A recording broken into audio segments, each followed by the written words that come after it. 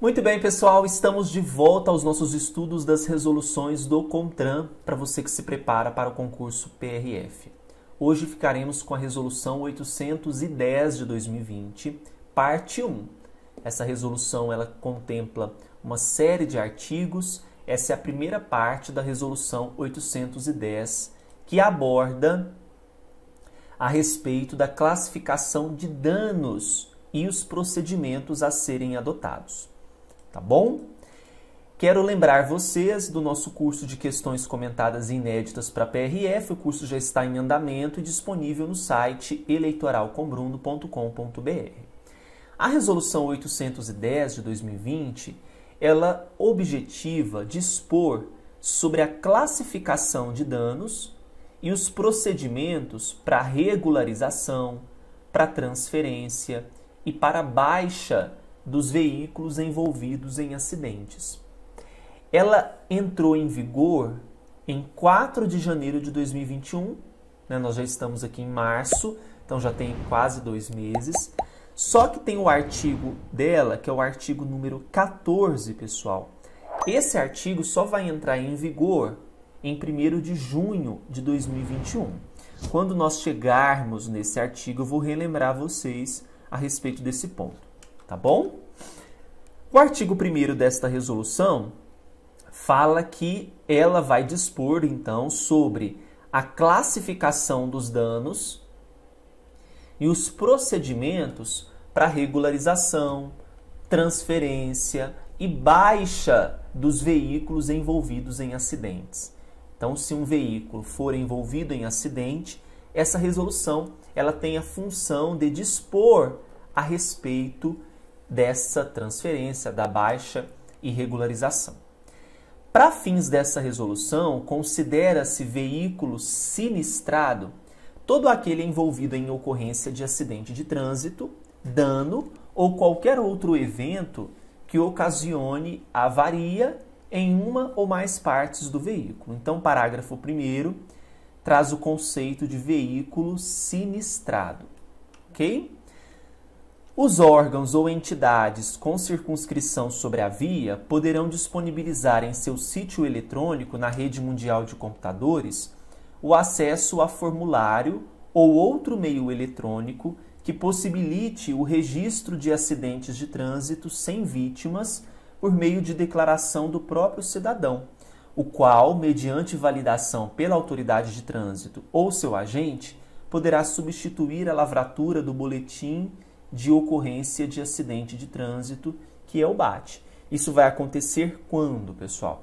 Quando houver o registro de um acidente de trânsito sem que haja vítimas. Então, sem vítimas. Beleza? Bem, o veículo envolvido em acidente, ele tem que ser avaliado por uma autoridade de trânsito ou seu agente na esfera das competências do CTB e ter o seu dano classificado. Então, a classificação do dano, ela é prevista aqui nesta resolução da seguinte maneira. Eu já vou falar para vocês. Para automóveis, caminhonetas, caminhonetes e utilitários, a classificação do dano tem que ser realizada conforme prevê o anexo 1º desta resolução. Aí você vai lá no anexo 1º e vê como que ocorrerá a classificação do dano para automóveis, caminhonetas, caminhonetes e utilitários. Para motocicletas, motonetas, ciclomotores, triciclos e quadriciclos, aí nós temos que ir para o anexo 2º, tá? Reboques, semi-reboques, caminhonetas, caminhonetes e utilitários com estrutura em chassis e para caminhões e caminhões trator, a classificação do dano tem que ser realizada conforme o anexo 3º. Então, veja, cada anexo tem uma responsabilidade. Ônibus e micro-ônibus, a classificação do dano conforme o anexo 4º. O cumprimento dos procedimentos nesta resolução não dispensa o registro completo do acidente no BAT. Então, se houver o acidente, é importante que seja preenchido esse boletim, né, de acidente de trânsito, boletim de ocorrência de acidente de trânsito, que é o famoso BAT.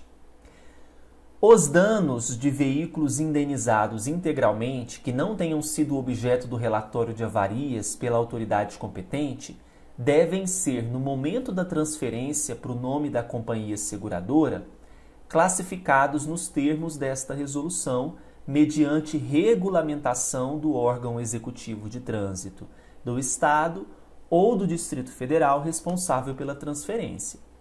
No caso de combinações de veículos, a análise de danos deve ser realizada individualmente para cada veículo registrado, tá bom? Concomitantemente à lavratura do BAT, a autoridade de trânsito ou seu agente deve avaliar o dano sofrido pelo veículo no acidente, enquadrando-o em uma das categorias a seguir e assinar o respectivo campo no relatório de avarias. Então, o dano ele pode ser classificado como de pequena monta ou sem dano, DPM ou sem dano, de média monta, DMM, de grande monta, DGM. Devem ser anexadas ao BAT imagens das laterais direita e esquerda, frente, traseira do veículo acidentado, exceto se justificada a impossibilidade de juntada de imagens. Mas neste caso, na impossibilidade de juntada de imagens, é importante que haja uma justificativa plausível, tá bom? A impossibilidade, pessoal, de juntada das imagens deve então ser justificada, como eu falei para vocês, tá? Quando, em virtude de circunstâncias excepcionais, a autoridade de trânsito ou seu agente não conseguirem verificar se um componente do veículo foi danificado no acidente, esse componente deve ser assinalado na coluna não avaliado do respectivo relatório de avarias. E sua pontuação deve ser considerada no cômputo geral da avaliação do veículo, justificando-se no campo observações do relatório as razões pela qual ele não pôde ser avaliado, tá?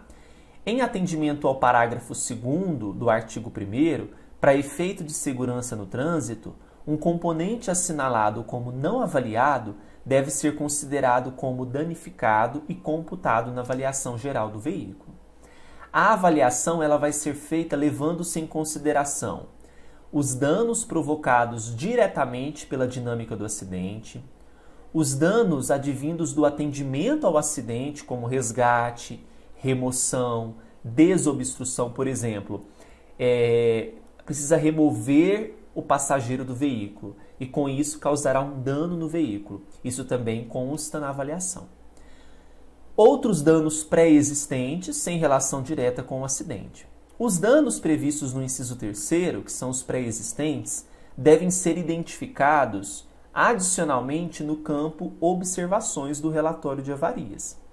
As imagens devem ser obtidas e a avaliação deve ser realizada preferencialmente quando os veículos estiverem em condições adequadas de análise, especialmente após o destombamento, socorro e desencarceramento de vítimas, entre outros. Tá bom? Essa foi então a primeira parte da Resolução 810. A gente fica por aqui e voltamos no segundo momento, dando continuidade ao estudo desta resolução. Dê o seu joinha, se inscreva no canal e até o próximo vídeo, viu? Tchau, tchau! Agora, pessoal, se você gostou do vídeo, dê o seu like, se inscreva no canal e clique no sininho para receber todas as novas publicações. Além disso, no nosso canal do YouTube nós temos várias playlists com leis comentadas, questões comentadas, feitas com muito carinho para você.